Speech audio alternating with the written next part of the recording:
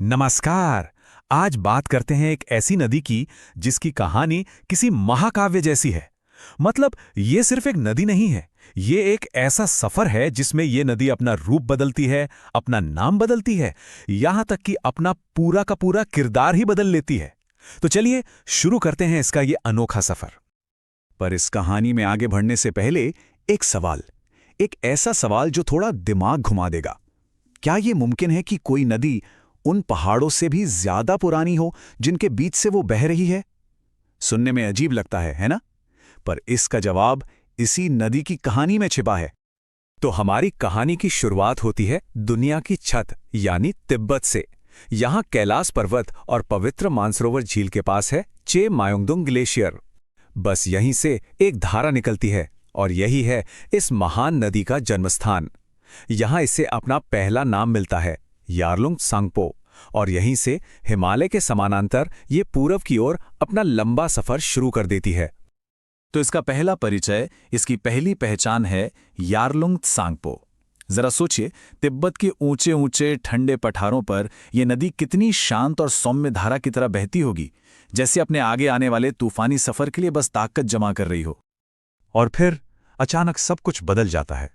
नदी एक बहुत ही तेज नाटकीय मोड़ लेती है दक्षिण की तरफ और भारत में प्रवेश कर जाती है। अब इसका वो शांत रूप कहीं नहीं दिखता। अब ये पहाड़ों को चीरती हुई, गरजती हुई एक धारा है, और इसी बदले हुए अवतार के साथ इसे मिलता है एक नया नाम, दिहांग।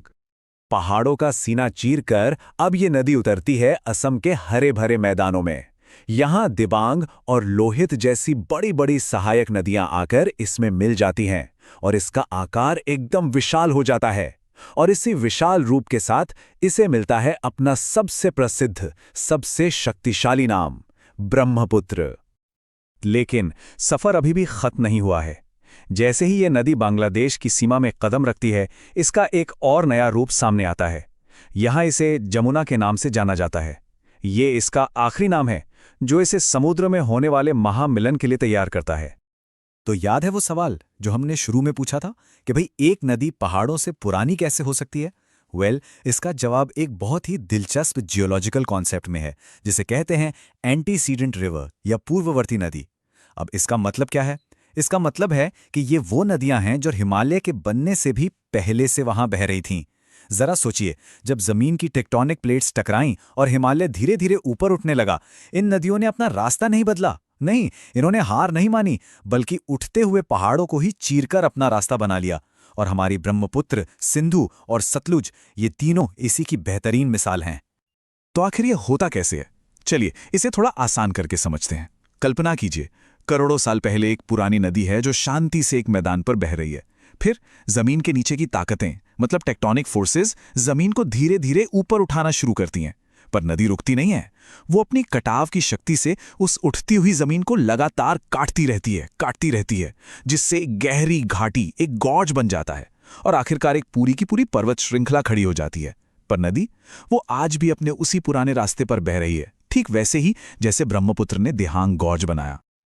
अच्छा, पहाड़ों को काटने की इसकी जबरदस्त शक्ति तो हमने देख ली। अब देखते हैं इसकी बनाने की, यानी रचनात्मक शक्ति को। स्क्रीन पर जो ये संख्या दिख रही है, लगभग 1 लाख, ये इस नदी के बनाए हुए दुनिया के सबसे बड़े नदी द्वीप माजुली पर रहने वाले लोगों की आबादी है। माजुली कोई आम द्वीप नहीं है, ये ब्रह्मपुत्र की जीवन देने वाली शक्ति का जीता जागता सबूत है। इसे दुनिया के सबसे बड़े नदी द्वीप होने का गिनेस वर्ल्ड रिकॉर्ड मिला हुआ है। असल में ये इतना बड़ा है कि असम सरकार ने इसे एक पूरा जिला ही घोषित कर दिया है। और यहाँ की उपजाऊ जमीन पर जो चावल की फसलें लहलहाती है ना, वो इस नदी के एक बिल्कुल अलग रूप को दिखाती हैं।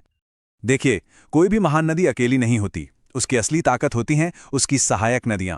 ब्रह्मपुत्र के दाहिने किनारे यानी नॉर्थ से इसकी सबसे बड़ी सहयोगी सुबनसिरी और मानस जैसी नदियां आकर मिलती हैं, और बाएं किनारे यानी साउथ से दिबांग, धनसिरी और एक बहुत खास नदी लोहित इसमें अपनी धारा मिला देती है।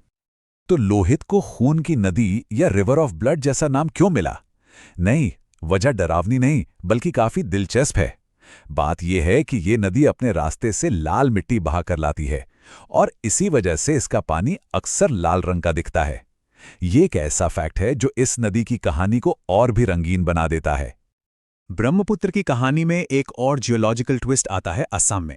सादिया से धुबरी के बीच ये एक बहुत ही अनोखी रैंप वैली से होकर गुजरती है। अब ये रिफ्ट वैली जैसी नहीं होती।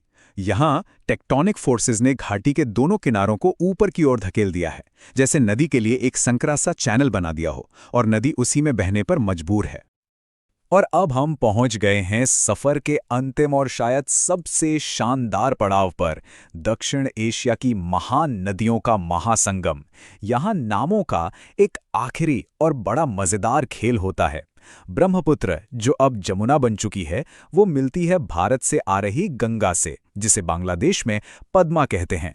और जब ये दो विशाल धाराएं जमुना और पद्मा एक हो जाती हैं, तो वो मिलकर बनती हैं मेघना। और यही विशाल मेघना बंगाल की खाड़ी में मिलने से ठीक पहले दुनिया का सबसे बड़ा डेल्टा बनाती है, सुंदरबन। एक ग्लेशियर से शुरू हुआ यह सफर दुनिया के नक्शे को हमेशा के लिए बदलकर यहां आकर खत्म होता है।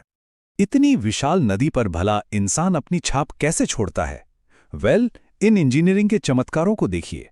इसकी सहायक नदी लोहित पर बना है 9.25 किलोमीटर लंबा भूपेन हजारिका सेतु, भारत का सबसे लंबा सड़क पुल। और खुद ब्रह्मपुत्र के सीने पर खड़ा है बोगी बील ब्रिज, जो भारत का सबसे लंबा रेल कम रोड ब्रिज है। ये पुल सिर्फ कंक्रीट के ढांचे नहीं, बल्कि इस नदी की विशालता को इंसानी कोशिशों से जोड़ने का प्रतीक हैं।